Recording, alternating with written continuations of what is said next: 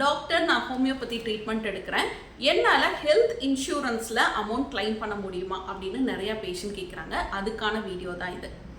எந்த மாதிரியான இன்சூரன்ஸ் எடுத்தால் ஆயுஷ் சிஸ்டமில் இருக்கிற ஹோமியோபதி இது மாதிரியான ட்ரீட்மெண்ட்டை கவர் பண்ண முடியும், அதுக்கான டேர்ம்ஸ் அண்ட் கண்டிஷன்ஸ் என்ன மாதிரி டாக்குமெண்ட்ஸ்னால் பாலிசி கம்பெனிக்கு ப்ரொடியூஸ் பண்ணணும், அதை பற்றி நம்ம இதில் பார்க்கலாம். எந்தெந்த டிசீஸ் கவர் பண்ணும் இதில் அப்படிங்கிறத பற்றியும் பார்க்கலாம்.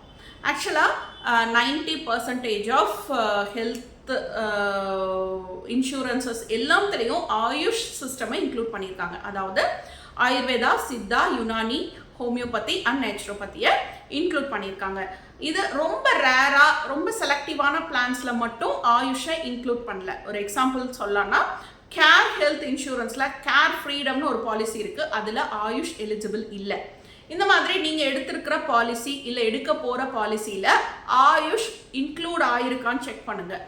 நீங்கள் அதில் பே பண்ணக்கூடிய அமௌண்ட்டை பொறுத்து நீங்கள் கிளைம் பண்ணக்கூடிய அமௌண்ட்டும் இருக்கும். ஸோ அது சில பாலிசிஸில் பர் இயர் 15,000 மட்டுமே கிளைம் பண்ண முடியும். ஃபார் எக்ஸாம்பிள் ஸ்டார் ஹெல்த் இன்சூரன்ஸில் இருக்க காம்ப்ரிஹென்சிவ் பிளான் அதில் இயர்லி 15,000 தான் பே பண்ண முடியும். ஆனால் சில நிறைய பாலிசிஸில் லைக் ஆதித்யா பிர்லா, ஐசிஐசிஐ, ஹெச்டிஎஃப்சியில் இந்த மாதிரி பேங்க் பாலிசிஸில் மோர் தென் 2 lakhs பாலிசிஸ், அதுக்கப்புறம் கேர் ஹெல்த் இன்சூரன்ஸ் இந்த மாதிரியான பாலிசிஸில் ஆயுஷ் சிஸ்டமை இன்க்ளூட் பண்ணியிருக்காங்க.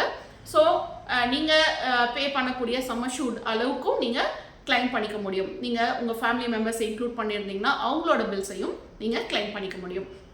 எந்த மாதிரி டிசீஸ் எல்லாம் இந்த கிளைமில் இன்க்ளூட் ஆகும் அப்படின்னு பார்த்தோம்னா அவங்க டிசீஸஸை 3 டைப்ஸாக பிரிச்சிருக்காங்க. First acute diseases. இப்போ உடனடியாக நீங்கள் டாக்டர்கிட்ட போய் பார்க்கக்கூடிய குறுகிய கால நோய்கள் லைக் ஃபீவர், ஒரு அப்பண்டிசைட்டிஸ், ஹெட்ஏக்கு, சைனசைட்டிஸ், ஏதாவது ஒரு ஷார்ட் டைமில் சரி பண்ணக்கூடிய நோய்களுக்கு நீங்கள் பாலிசி எடுத்த நெக்ஸ்ட் டேலேருந்தே கிளைம் பண்ண ஆரம்பிக்கலாம். அதே க்ரானிக் டிசீசஸ் லைக் ஒரு ஸ்கின் டிசீஸ் இருக்குது, தைராய்டு டிசீஸ் இருக்குது, இந்த மாதிரியான டிசீசஸில் நீங்கள் பாலிசி எடுத்த 24 monthsக்கு அப்புறம் தான் கிளைம் பண்ண முடியும். லைக் 2 yearsக்கு அப்புறம் தான் இந்த மாதிரியான க்ரானிக் டிசீஸை கிளைம் பண்ண முடியும். அதுலேயும் எக்ஸப்ஷன் இருக்குது.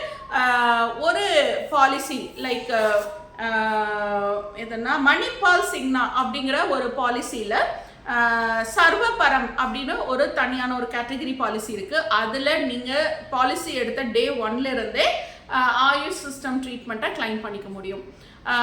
ஆனால் அதுலேயும் சில எக்ஸப்ஷன்ஸ் கொடுத்துருக்காங்க.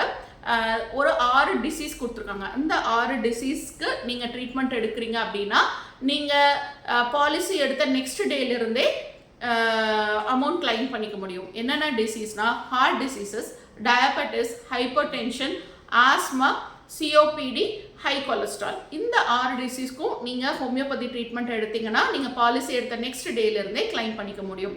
அப்படி இல்லை அப்படின்னா நீங்கள் பாலிசி எடுத்து 2 yearsக்கு அப்புறம் நீங்கள் எடுக்கக்கூடிய ட்ரீட்மெண்ட்க்கு கிளைம் பண்ணிக்கலாம். நீங்கள் சப்மிட் பண்ண என்னென்ன டாக்குமெண்ட்ஸ் வேணும் அப்படின்னு பார்த்தோம்னா டாக்டரோட ப்ரிஸ்கிரிப்ஷனும் பில்லும் நீங்கள் கொடுத்தாவே போதும்.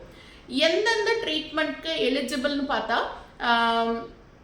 கவர்மெண்டால் சர்டிஃபைட் பண்ணப்பட்ட ரெஜிஸ்டர்டு ப்ராக்டிஷனர் கொடுக்கக்கூடிய பில் அங்கே எலிஜிபிள். இந்த கிளினிக் தான், இந்த ஹாஸ்பிட்டல் தான் எலிஜிபிள்னு இல்லை. எல்லா டாக்டரோட, அதாவது அவங்க கவர்மெண்டான சர்டிஃபைட் டாக்டராக இருந்தாங்கன்னா அவங்களோட பில்ஸ் எலிஜிபிள். ஸோ ஹெல்த் இன்சூரன்ஸை யூஸ் பண்ணிக்கோங்க, உங்களோட பேர்டனை குறைச்சிக்கோங்க. தேங்க்யூ.